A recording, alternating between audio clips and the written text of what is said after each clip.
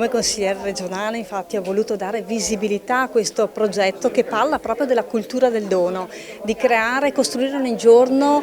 una società sempre più generosa che pensa appunto all'altro. Sappiamo quanto bisogno ci sia di sangue e il sangue non si può creare in laboratorio e quindi esiste solo se c'è qualcuno che lo dona. I ragazzi con la loro creatività hanno partecipato a questo progetto e si sono fatti promotori loro stessi con questo brano che davvero racchiude la bellezza del donare. Quindi un'alleanza del territorio, due scuole che tra l'altro non sono vicinissime ma che hanno lavorato insieme con la Fidas per un grande obiettivo sociale. La nostra missione è quella di sensibilizzare e promuovere la donazione di sangue e i suoi emocomponenti ovviamente,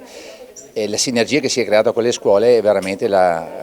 abbiamo concretizzato un progetto che portiamo avanti da anni all'interno degli istituti grazie alla sensibilità dei dirigenti scolastici, dei professori, di tutti i ragazzi, anche quelli che oggi non erano qui presenti.